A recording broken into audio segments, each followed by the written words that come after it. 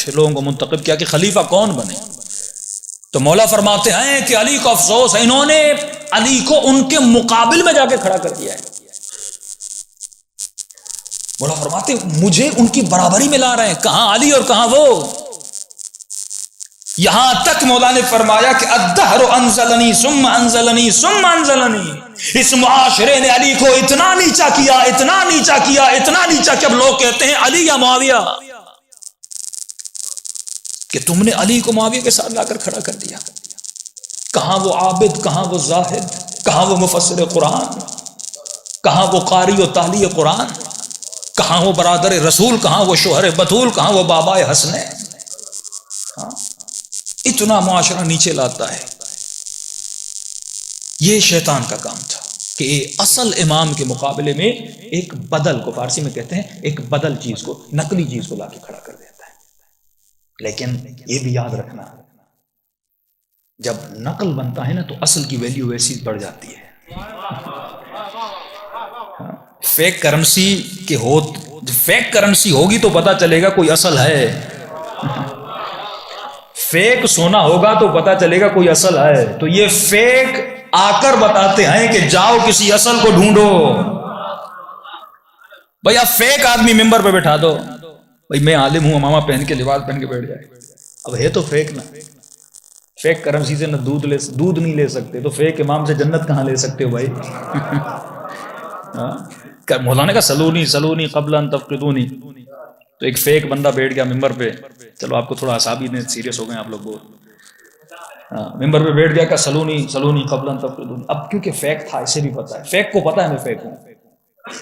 جب یہ ممبر رسول پہ بیٹھتے تھے نا، پتا تھا کہ علی کو سب سے زیادہ علم ہے. پھر مشورے علی سے، سوال علی سے، مدد علی سے. اور وہ لوگ کہتے بھائی علی سے مشورے لیتے تھے. بھائی کیوں نہ لیتے؟ یہ کوئی فخر علی سے یہ تو فخر علی ہے. تو ہم اس لیے لمبا راستہ نہیں ڈھونڈتے، ہم سیدھا علی کے پاس ہی جاتے ہیں. میں اس سے پوچھوں اور وہ پھر جا کے علی سے پوچھے تو سیدھا تو علی کے در پہ چلا جانا. انا مدینۃ العلم وعلی بابھا. یہ بندہ ممبر پہ گیا اور اس نے کہا کہ میں، کیونکہ شیعہ کہتے ہیں یا ائمہ اہل بیت کہتے ہیں کہ کسی نے، حالانکہ یہ دعویٰ کسی امام مولا علی کے علاوہ بھی کسی امام نے نہیں کیا. اس کی وجہ تھی، وجہ یہ تھی کیونکہ کچھ ایسی صفات، یہ بھی ایک بہت اچھا ٹاپک ہے کہ کچھ ایسی صفات صرف مولا علی سے منسوب، اہل بیت نہیں چاہتے تھے اس میں شیئرنگ ہو جائے. مثال کے طور پہ لقب امیر المؤمنین، یہ لقب مختص تھا مولا علی کے لیے. اور چھٹے امام کو کسی شخص نے کہا سلام علیک یا امیر المؤمنین، امام نے کہا آج کے بعد مجھے نہ کہنا مومنوں کا امیر، بس میرا بابا علی ہے.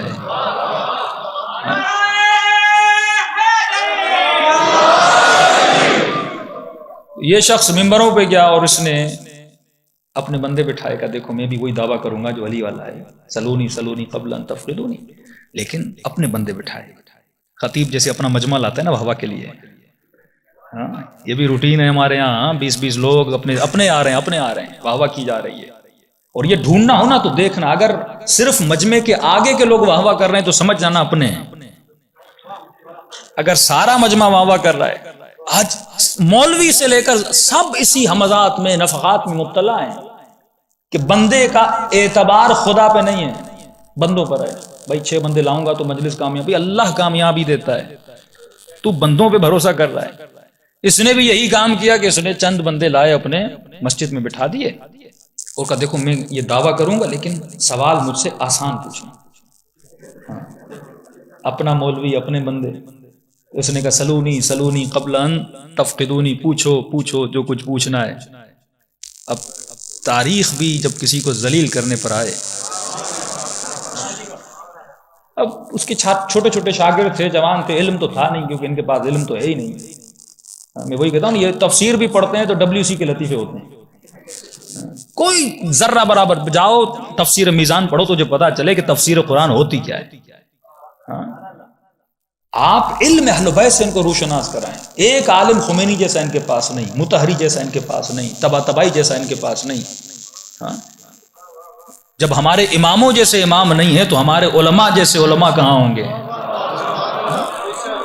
نور الہی جن کے وجود میں تجلی کرتا تھا. اس نے کہا سوال مجھ سے آسان کرنا.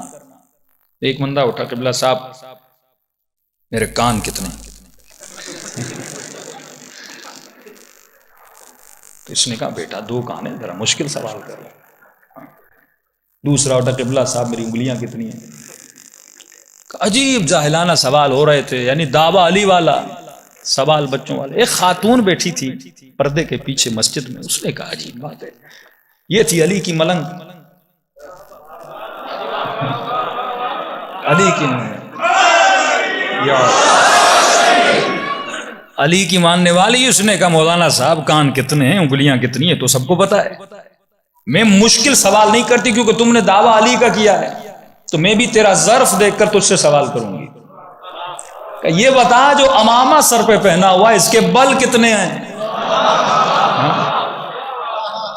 کہا مولوی صاحب امامہ بھی تیرا ہے، باندھا بھی تو نے ہے، اتنا مشکل سوال تو نہیں ہے، بتا اس کے بل کتنے ہیں۔ اب جو مولا جیسا دعویٰ کرے بے حیا تو ہوگا ہی نا۔ اس نے اسی وقت امامہ اتارا اور گننا شروع کیا۔ اس نے کہا میرے امامے میں 7 بل ہیں۔ کہ مولوی صاحب میرے ایک سوال نے تمہارا امامہ اتار دیا، دوسرا سوال کروں گی پتہ نہیں تو کیا کیا اتارے گا۔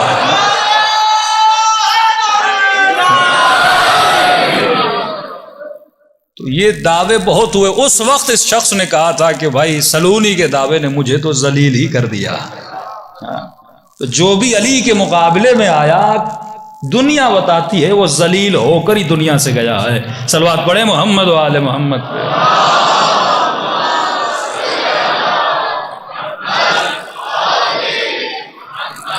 تو پہلا کام حمزات اس پرسنالٹیز کو یہ خراب کرتے ہیں، گراتے ہیں۔